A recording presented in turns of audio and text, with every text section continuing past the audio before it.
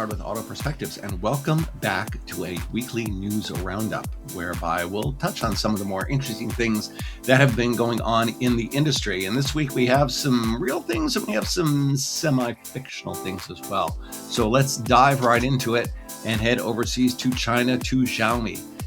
If you are not familiar with Xiaomi, you probably don't live in China. Xiaomi is a big consumer electronics brand over there, like an Apple or a Sony. And about 5 years ago, they decided that consumer electronics are interesting, but let's get into EVs as well. And so 2 years ago, they launched the SU7. That is a midsize electric sedan, which sold quite well. They added the YU7 SUV, and this year they're hoping to sell about 500,000 vehicles, which for a company that 5 years ago was not even in this business is pretty darn impressive. And part of that volume will come from a new series called Sky Nomad. It'll start with a 3-row full-size SUV called the N90. That's what you see here.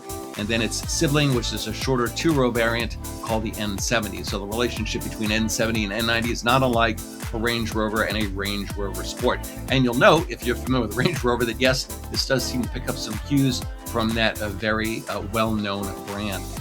This is an all-new platform for Xiaomi, different from what they currently use. Development on this began in 2023. So while they were still developing the SU7 and the YU7, there are already plans to expand the portfolio. Big news, of course, is that while the SU7 and YU7 are EVs, the Sky Nomad variants will all be EREVs. That means extended range electric vehicles. And that means a small gasoline engine that serves as a generator to charge the battery, and then electric motors to power the vehicle. So unlike a parallel hybrid like a Toyota Prius, the gasoline engine never actually runs the wheels. So in this case, the generator will be a 1.5-liter gas engine, putting out about 150 horsepower. The N90 will start with a 52 kilowatt-hour lithium iron phosphate battery and a 282 horsepower single motor layout, or a bigger 76 kilowatt-hour NMC battery with a 416 horsepower twin motor layout. EV range is up to about 170 miles EPA equivalent, so not too different from, say, a Scout Traveler, the upcoming EREV that's coming from Volkswagen Group in a couple of years. Now, Xiaomi claims they've already conducted over 4 million kilometers of real-world testing across extreme cold, high temperatures, high altitudes, and hot and humid environments. So could be very well suited to the US market if they decided to bring it over here. Curb weight for the N90 is a little heavy at 2,800 kilograms. That's about 300 to 400 kilograms more than a Range Rover Extended, and that is typical of any kind of EREV because you do have to have, obviously, a decent sized battery to get that kind of electric range. A lot of what makes the Sky Nomad series interesting is both the accessories and the reconfigurable interior. There's a camping edition of the N90, which includes a pop-up roof, a rooftop bed platform, side cabinets, and a side tent interface, as well as optional in-car projections. Now, the inside itself is quite flexible. It includes a flat floor, front seats that swivel a full 180 degrees, a sliding center armrest, and a drop-in table. So literally you can turn this into a meeting room of sorts. And you could also fold the second and third row seats flat to form a bed, just like the old Nash Ambassador. Xiaomi notes that the N90 and the N70 can come a studio for 1, a cafe for 2, a living room for 3, or a playground for the whole family. There's an available movable ceiling mounted screen as well, in case you want to have a little movie night inside your vehicle. Now, there are a lot of vehicles in this segment over the past couple of years, at least a half a dozen full-size premium SUVs, electric plug-in hybrid or EREV, have appeared in the Chinese market. So Xiaomi's got its work cut out for it. Almost all of them have a 9 or a 90 attached to the name, so the N90 name here is very appropriate. So we'll see if they can make a name for themselves, especially establishing this new Sky Nomad series. From here, we'll go from China over to Japan. I've talked in the past about China's fixation on luxury minivans. And again, there are actually quite a bit of those in the market as well. But we're starting to see the Japanese dip their toes into the water as they add more premium features to their, what we might consider their mainstream minivans. What we're looking at here is the new Nissan Elgrand, which is entering its 4th generation. Now, you might be familiar with one of the previous Elgrands, which showed up here in North America as the Nissan Quest, replacing the joint venture between Ford and Nissan.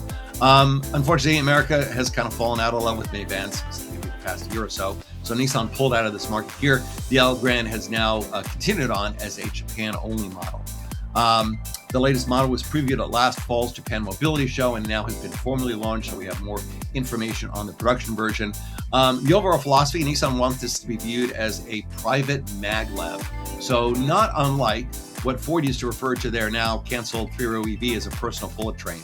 Nissan notes that this embodies timeless Japanese futurism design with the grille drawing on kumiko, which is the traditional Japanese woodworking craft. The big news for the Elgrand is what's under the hood. It uses the 3rd generation e-Power series hybrid technology. So when we talked about the Sky Nomads, those are EREVs.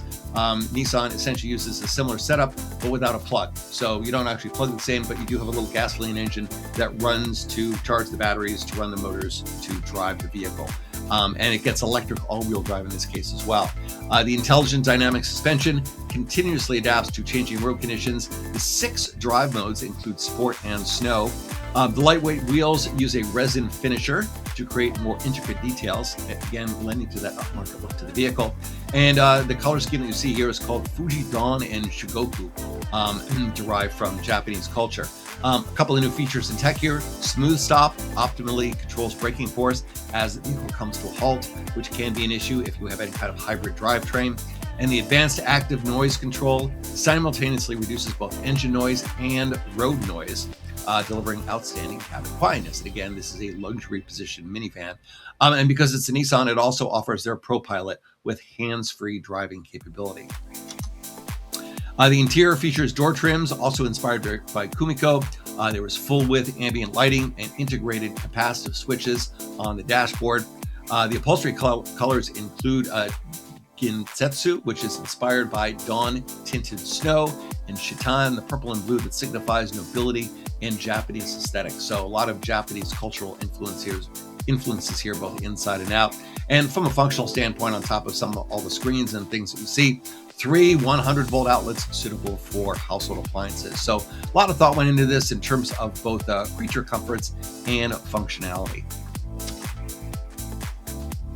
And next we head over to Europe, to Romania, to Dacia. Dacia is the value-oriented brand that is part of the Renault Group.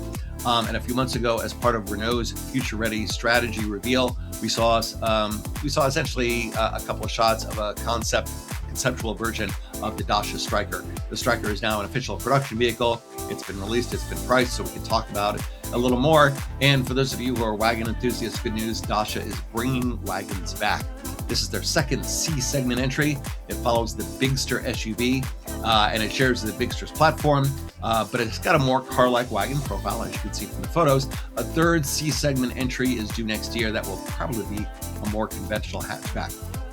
Now, the Bigster is Europe's best-selling compact EV, so pretty much a success story for the brand and for the Renault Group, so the Striker is likely to be equally successful in the compact segment. Among the variants are the outdoor-oriented extreme trim, which includes washable upholstery and rubber mats. So kind of ruggedness and durability is a big part of the Dacia brand promise, so they want to continue that here with the Striker. Under the hood of the Striker, you get a choice of a mild hybrid or full hybrid 4-cylinder engines with an available electric all-wheel drive setup as well. And again, you do get some crossover cues here, so it is somewhat off-road capable. And the drive modes include snow, mud, sand, and off-road. So we go mountain climbing, but it's definitely more capable than a typical parking lot dweller. Pricing here starts at under 25,000 euros, and that includes a standard touchscreen, smartphone mirroring, digital instrument cluster, and a rear-view camera. Accessories include a roof box, because this is, family vacation vehicle, and even a car seat for your pet. Inside, it appears to share most, if not all, of the dashboard with the Bigster, so a nice bit of parts reuse there, as well as the U-clip points to attach cup holders, phone mounts, and other accessories. So nice bit of cost savings there. There is more recycled material here than the Bigster. Sustainability is part of the Dacia brand promise as well. And taking a page from Skoda with a lot of their clever features, they've concealed an ice scraper in the dashboard side panel. So when you open the door right on the side of the dashboard, you see a little ice scraper there. Dacia is looking to boost their share of the compact segment in Europe from 20% today to 33% by the end of the decade. So between the Striker and the as yet unnamed third entry due next year, they look to be on their way. Volkswagen in Europe also brings a new entry to market, and this, I believe, now is the last entry off the so-called MEB Plus architecture. This is the new affordable EV platform. We've seen it under the ID Polo, the Cooper Raval, and the Skoda Epic, and now we officially have the launch of the ID Cross. This is the SUV counterpart to the ID Polo, and essentially an electric counterpart to Volkswagen's T-Cross small internal combustion SUV. It's a slightly bigger footprint than the T-Cross, but they do claim significantly more interior space as a result of being fully electric. Pricing here starts at about 28,000 euros, about 3,000 euros more than the ID Polo. The front end features the optional IQ Light LED matrix headlamps, and as part of one of the more upscale features that you see here in the ID Cross. At the rear, you see the standard 3D LED lights with an illuminated LED crossbar and an illuminated VW logo. Powering this are two different battery sizes, 37 or 52 kilowatt hours, up to about 208 horsepower. So you don't get the 220 plus horsepower that you get in the ID Polo GTI, at least not yet. So no real performance variant. Range, EPA equivalent, turns out to be about 230 miles. So not bad for a second or third vehicle at home. DC charging speeds are okay, maxing out at about 105 kilowatts, which is about average for the segment. And there is V2L functionality as well, so you can plug electric devices in here. There has been a lot of activity in the space lately. So Fiat 600e, Kia EV2, Mini Aceman, and Renault 4 are all key competitors for the new ID Cross. If the interior looks familiar, it should. Almost all of it appears out of the ID Polo. There have been a couple of changes with some of the layouts and some of the air vent shapes, but obviously, like Dacia, a lot of parts reuse here. And even though this is a fairly affordable EV, you can add 12-way power front seats with built-in massage, Harman Kardon audio, connected travel assist with automatic traffic light detection, and a Park Assist Pro. Not that you need a lot of help parking this because it is pretty small and maneuverable. And fortunately, like the ID Polo, it also retains physical controls, things like audio and climate control and the switches that you see on the steering wheel. And there's some nice fabric trim on the dashboard, so it's not a unrelentingly black on black interior. So this should do pretty well. Europe is still a fan of EVs, but there are a lot of competitors out there, so VW is going to have to carve its market segment out. Now we'll get into some more fun stuff. This looks like a Land Rover Defender, but as you can see, a little work has been done to make it a little more streetwise. This is the urban automotive Aventure. It is not unlike Ford Motor Company's efforts to transform the first generation Lincoln Navigator into a Blackwood pickup. But in this case, they have transformed the five-door Defender 110 into a luxury sports leisure truck that was unveiled at Goodwood to celebrate the firm's 10th year at the festival. 36 new components are in play here, including carbon trim, fender extensions, custom hood, and 23-inch wheels. But of course, the most significant change is around back, where this is now a little pickup. It's an exposed carbon bed, which includes a modular rail system, a bottle holder, a tailgate, and a spare tire rack on the tailgate. So it's just a two-seater, so obviously you lost the rear seat to the cargo space, but it is kind of a neat little idea if you're looking for a Land Rover with a little more cargo functionality. There's a rollover bar there to preserve the rigidity, given all the bits that they took out of the Defender 110. And the powertrain itself is largely carried over, although there are plenty of aftermarket accessories if you want to add a little more boost. And finally, let's get into the world of video games with Aston Martin and the Dreadnought. Once in a while, automakers need to allow their designers to let their freak flags fly, and that goes for Aston Martin too.